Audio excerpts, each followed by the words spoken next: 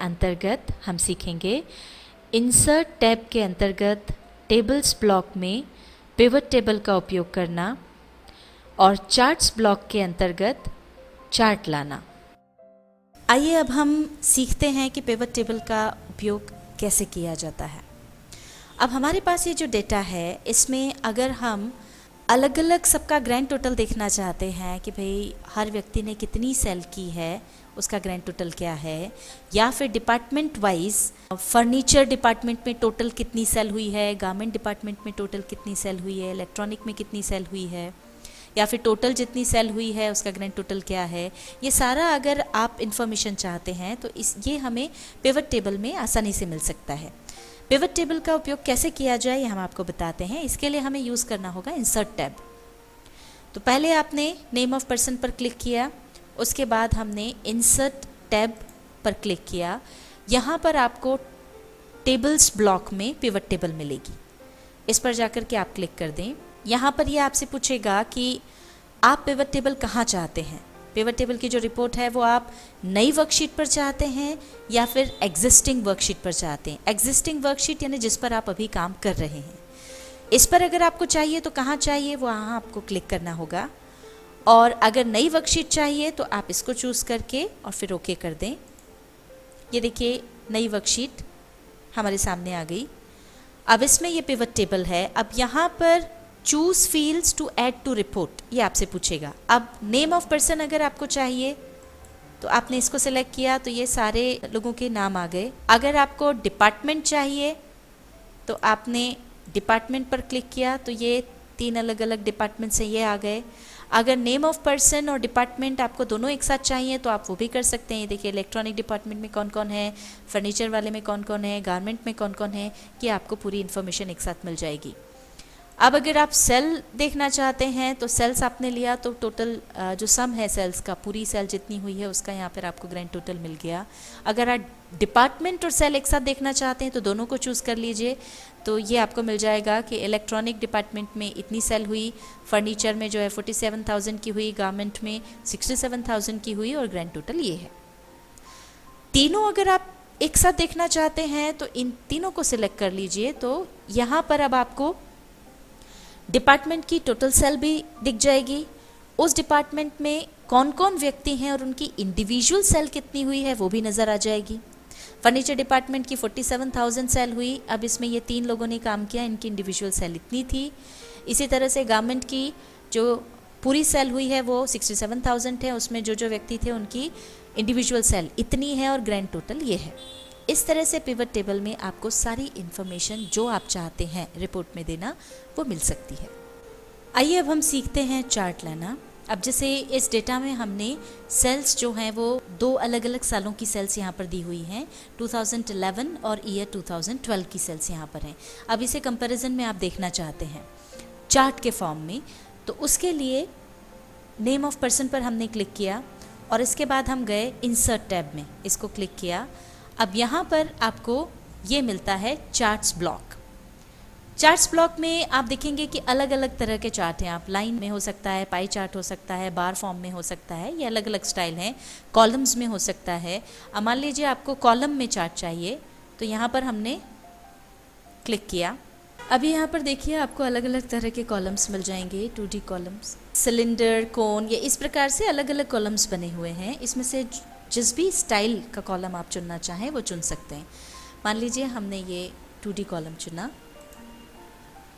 अब ये देखिए यहाँ पर इस तरह से आपका चार्ट आ गया है, जिसमें यहाँ पर आप देख सकते हैं डिपार्टमेंट के नाम और उसके साथ नीचे जिस व्यक्ति ने सेल की है उस व्यक्ति का नाम लिखा हुआ है। यहाँ पर सेल कितनी हुई है ये आपको मिल जाएगा।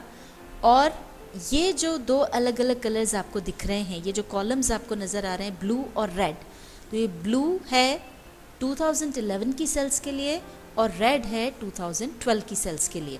तो यहीं पर कंपेयर हो जाएगा कि फर्नीचर डिपार्टमेंट में अक्षय ने 2011 में कितनी सेल की और 2012 में कितनी सेल की।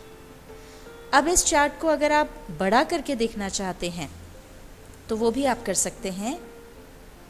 उसके लिए ये कॉर्नर पर आप जाएं और यहाँ पर क्लिक करके इसे ड्रैग कर दें। ये देखिए ये बड़ा हो गया। इसी तरह से इधर से बढ़ाना हो तो भी बढ़ा सकते हैं। पहले इसको थोड़ा सा उठाकर आप नीचे ले आइए ताकि कॉर्नर आपको मिल जाए पकड़ने के लिए, और फिर यहाँ पर लेकर के ये आपने इसको ड्रैग कर दिया इस तरह से। इसको अब आपको छोटा करना है तो आप इसको इसी तरह से छोटा भी कर सकते हैं। अभी इसका साइज़ जैसे काफ़ी बड़ा हो गया है और आपको पूरा यहाँ पर नज़र नहीं आ रहा है, और आप ये जो डेटा है वो भी देखना चाहते हैं और चार्ट भी देखना चाहते हैं, तो उसके लिए हम इसको वापस छोटा कर लेते हैं।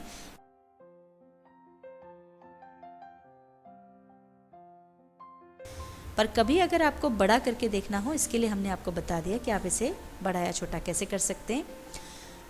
अब किसी भी कॉलम पर अगर आप पॉइंटर रखेंगे तो उसके बारे में डिटेल आपको मिल जाएगी। ये जैसे यहाँ हमने पॉइंटर रखा ब्लू कॉलम पर, तो इसमें पता चल गया कि सेल जो है 2011 की है, अक्षय ने ये सेल की है, फर्नीचर डिपार्टमेंट का है, और उसकी जो सेल है वो है 14,000 की। कहीं पर भी आप रखेंगे तो आपको मालूम पड़ जाएगा। यहाँ आपने रखा रेड कॉलम पर तो पता चल गया ये 2012 की सेल है, नीलम ने की है गारमेंट डिपार्टमेंट से और 10,000 की सेल की है। और अब जिस तरह से हमारा डेटा है उसके हिसाब से यहाँ पर हमको चार्ट मिला है। अगर हम इस डेटा में कोई चेंज करते हैं तो चार्ट में वो चेंज ऑटोमेटिकली रजिस्टर हो जाएगा। आइए देखते हैं कैसे। मान लीजिए हमने यहाँ पर किसी भी व्यक्ति के डेटा में कोई चेंज किया, फर्नीचर डिपार्टमेंट का मान लीजिए ये जो सेल है इसको 15,000 से बढ़ा करके हमने 20,000 कर दिया।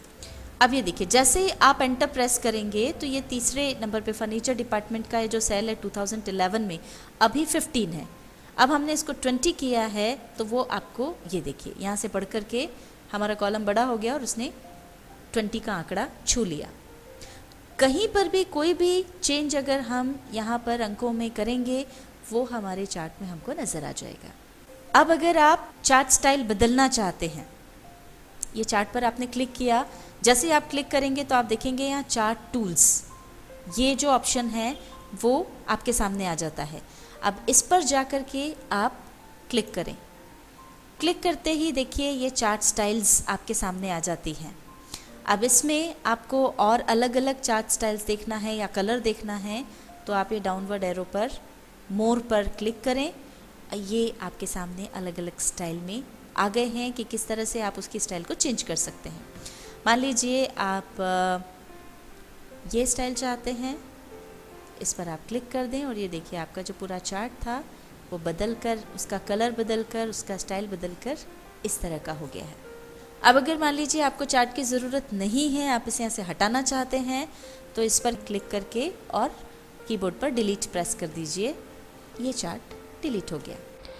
MS Excel 2007 के इस अध्याय में इंसर्ट टैब के अंतर्गत टेबल्स ब्लॉक में हमने सीखा पिवट टेबल का उपयोग करना, और चार्ट्स ब्लॉक के अंतर्गत हमने सीखा चार्ट।